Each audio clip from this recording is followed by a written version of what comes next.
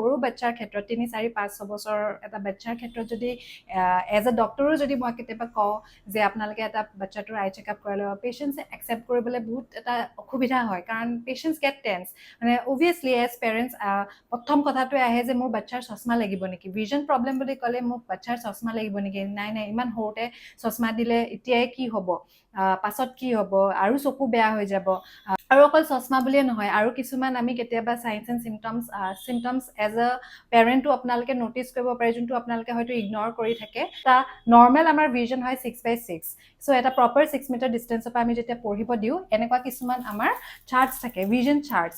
এইখন ভিজন চাৰ্টছবিলাকত এনেকৈ লেটাৰ্ছবিলাক ডাঙৰৰ পৰা সৰুলৈকে থাকে, আৰু এই ভিজন চাৰ্টখন এটা প্ৰপাৰ 6 মিটাৰ ডিষ্টেঞ্চত আমি থৈ কেনে চাওঁ।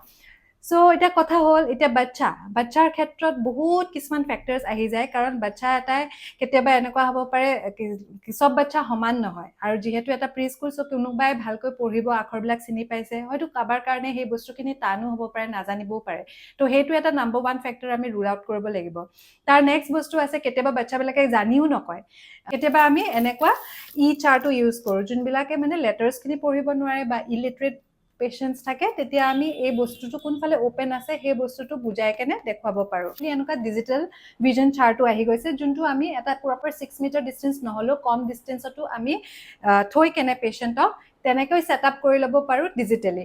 চ' আল্টিমেটলি ভিজনটো একেই হয়, কিন্তু কেতিয়াবা এনেকুৱা লেটাৰ্ছ যেতিয়া নপঢ়ে, আমাৰ ওচৰত ভিজন চাৰ্টছ বেলেগ থাকে, যেনেকৈ কাৰ্টুন থাকে বা পেডিয়াট্ৰিক গ্ৰুপত চাবলৈ বেলেগ চাৰ্টছ কিছুমান থাকে এক্সামিনেশ্যন কৰিবলৈ কাৰণে বাচ্চাৰ ক্ষেত্ৰত। সেইকাৰণে যদি সৰু এটা বাচ্চাও হয়, আমি ট্ৰাই কৰিব লাগে যে ভিজনটো আমি যি প্ৰকাৰে হওক আমি চাবলৈ, মানে এটলিষ্ট মানে দেখি আছে, যোনটো বস্তু ইউজুৱেলি বাচ্চাৰ ক্ষেত্ৰত ইগনৰটো হৈ যায় কেতিয়াবা।